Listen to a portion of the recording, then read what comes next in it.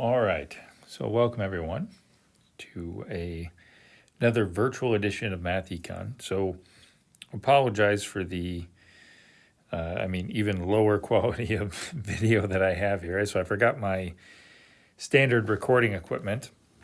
And so I have to record this just on my iPad using the built-in technology. So the picture is probably not as good and the microphone may not be as good, but hopefully you can still hear this and you'll be able to see it and at least follow along as we work on our problem. So what I wanted to do in this lecture is to just kind of finish up the problem we were working on, which was this incentive problem. And so kind of scan back through your notes.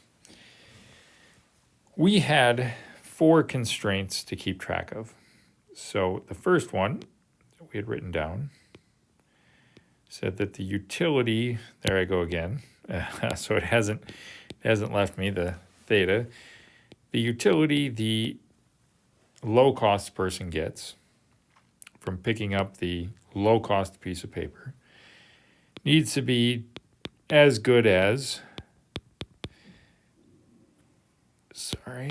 the utility they would get if they put in the other effort, if they took the high-cost person piece of paper, right? So that's our incentive constraint, one of them. And then we have a similar one that says the utility the high-cost person gets has to be at least as good as what they could get from picking up the other sheet of paper. And then we also had 2 what we call participation constraints. The utility I get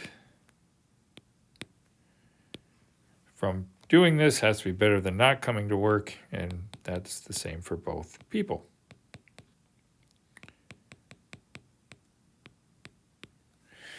And so what we had basically determined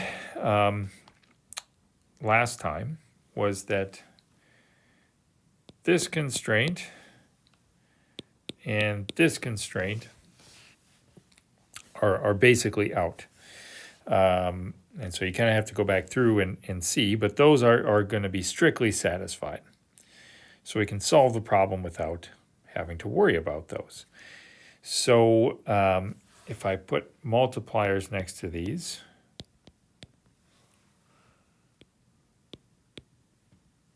well, I guess we had already forgotten about that one. This was our lambda 3, if I remember from last time. And so basically we can forget about the lambda 2 in our problem. And so if I set up my Lagrangian, you don't have to reset this up because you already have it.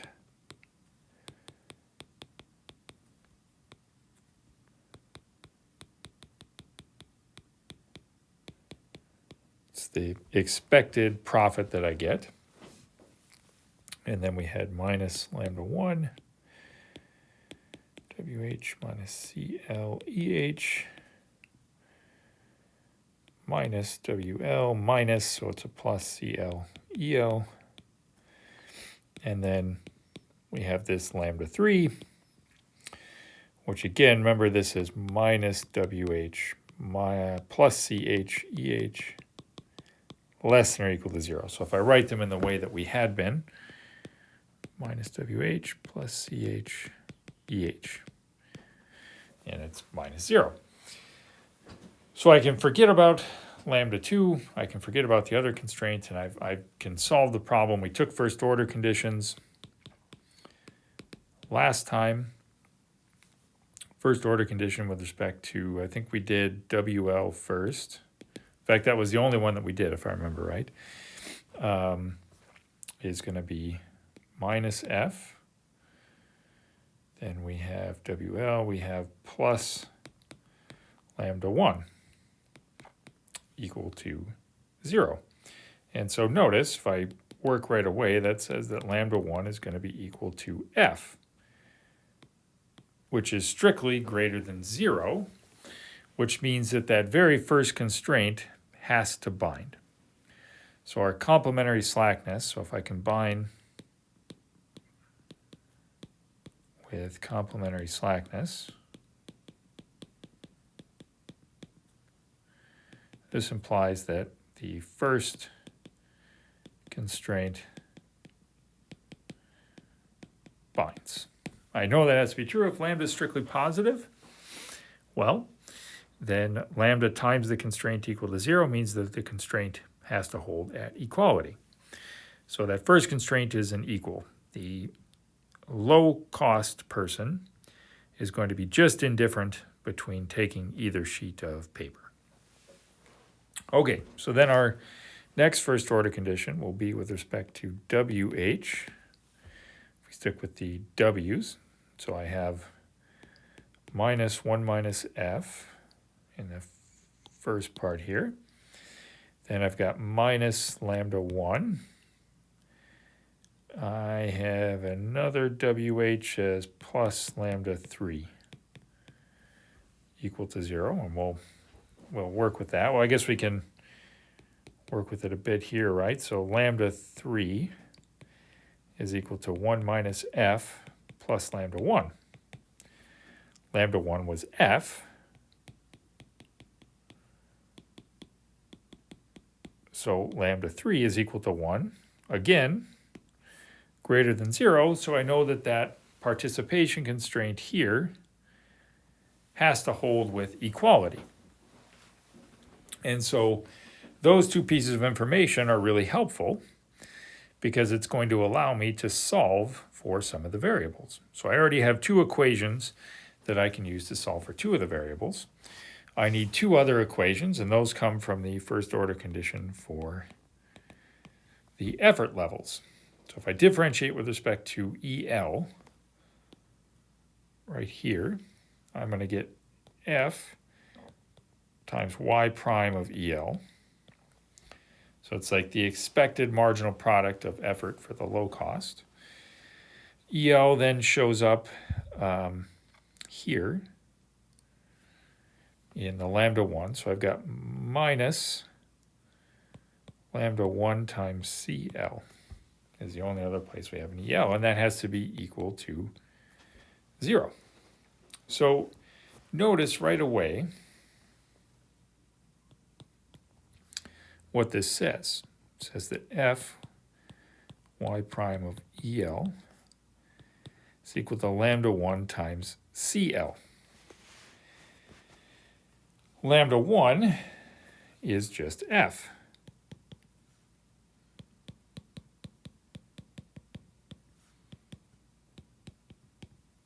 So these F's cancel out, and I simply have Y prime of EL is equal to CL, which is the cost for the low type.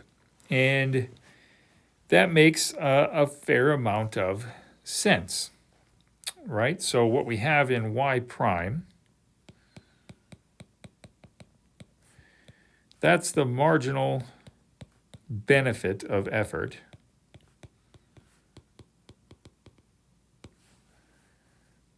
for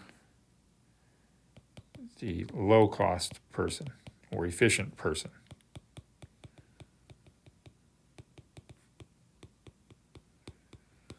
All right, so for every extra unit of effort I ask you to do, that's going to be the marginal benefit to the principal here, to the person that owns the oil change store. So that's the gain I get. So what is the cost? Well, the marginal cost is I have to pay you a wage, WL. And what we see here is that cost basically, right, has to do with how much does it take you in order to convince you to put in the effort. And in this case, that's the cost of effort, CL, right? So if I ask you to put in one extra unit of effort, think of it this way,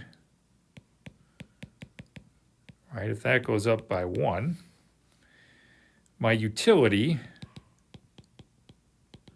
goes down by CL, which means the wage has to go up by CL to kind of keep me roughly indifferent. So this makes reasonable sense. The effort I'm going to set for the low cost type is going to equate their marginal benefit to me, marginal product, to the marginal cost, which is the cost of putting in effort. Okay, so that's going to be the low cost type. Now let's look at the high cost type here, EH.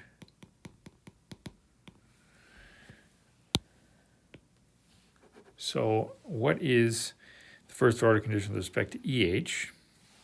It's going to be similar, 1 minus F times Y prime of EH.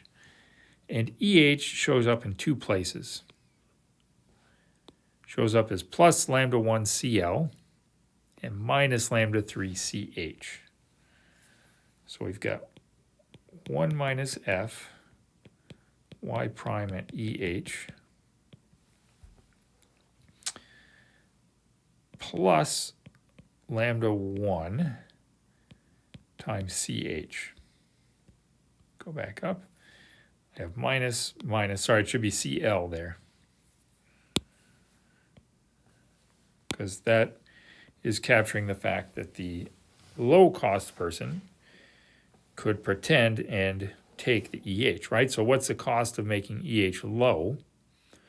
Is that it makes it appealing to anyone else whom I don't want to take this option. And then I have minus lambda 3 times CH equal to 0.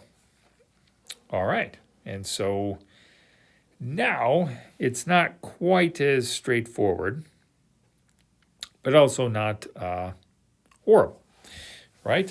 So what I have, if I fill everything in, I have 1 minus F Y prime at EH. Lambda 1, remember, is F, so F times CL.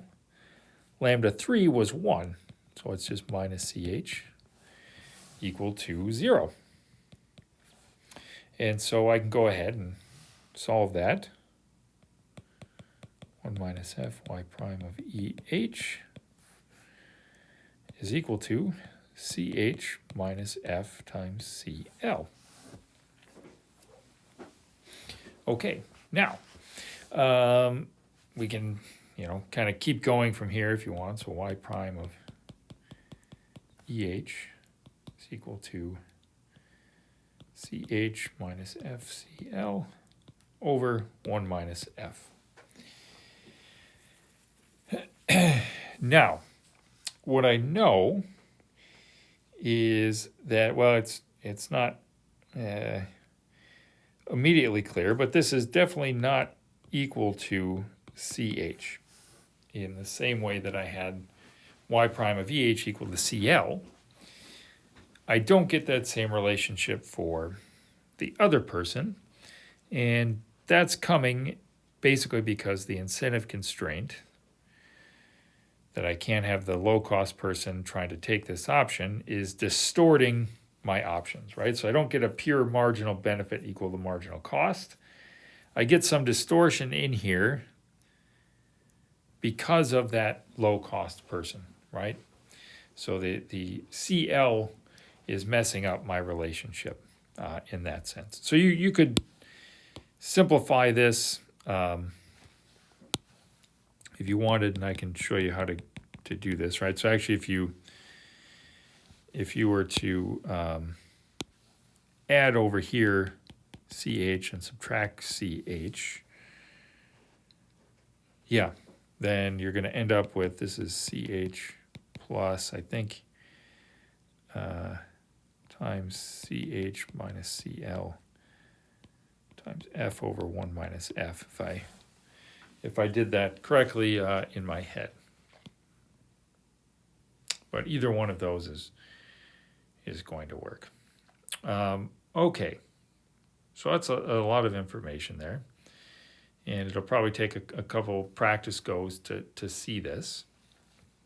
But let's take a look at what we have. I have 4 equations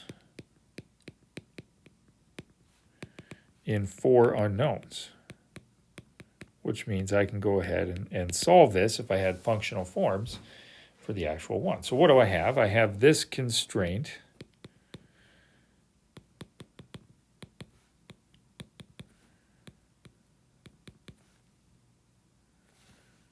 CL because I'm lying. I have the constraint that the high cost person is just indifferent between going or not. And then I have my 2 first order conditions.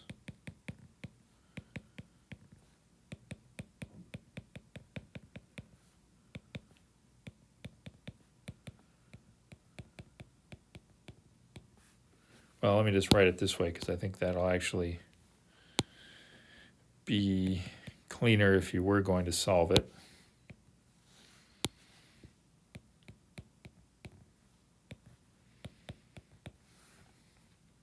Right, so if you told me what y prime of EL was, or you told me what y of EL was, I could pretty easily solve those 4 equations for the 4 unknowns.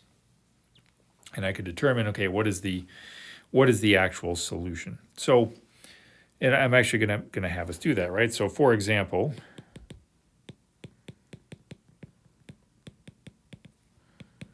if y of E is equal to the natural log of E, you could go ahead and solve those 4 equations and come up with a solution, right? This is the wage, this is the effort, etc.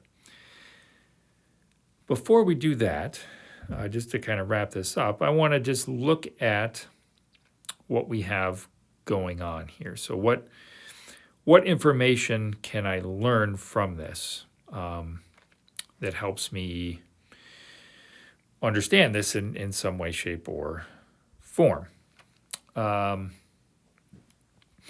And there's a few questions that we would like to know. One is, how do the efforts relate to each other?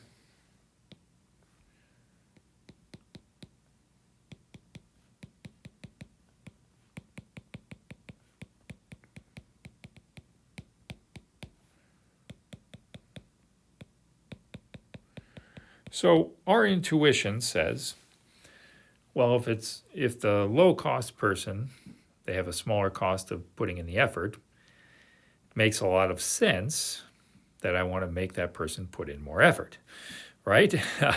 And so you can actually see that. Okay, so if you notice, I had y prime of EH. When I simplified this part, it was CH plus CH minus CL, F over 1 minus F. So notice that is definitely bigger than CH, which by assumption is bigger than CL, which is equal to y prime of EL from the first order condition. So when I take this string of inequalities, y prime of EH is greater than y prime of EL. So the marginal product of having the high cost person work more, and my optimal solution, is higher than the marginal product of the low type. But remember, our assumption was that the production function was concave. So a diminishing marginal product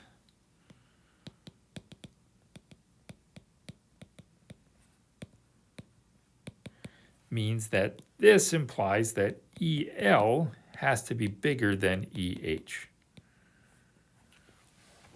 Right? The only way the marginal product of effort for the high cost can be higher than the marginal product of the low cost is if the low cost person is currently putting in more effort. So their marginal product has gone down via diminishing marginal product. So that's great, right? So we were able to take some basics from the first order condition without any functional forms And we came to a conclusion, which is a very sensible one. In the optimal solution, I asked the low-cost person, efficient person, to put in more effort than the high-cost person. Now, what does that mean? Well, let's take our incentive constraint.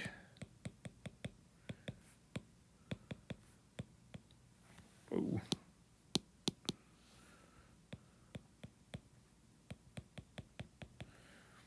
And what does that tell me? Well, it says WL minus WH is equal to CL times EL minus EH.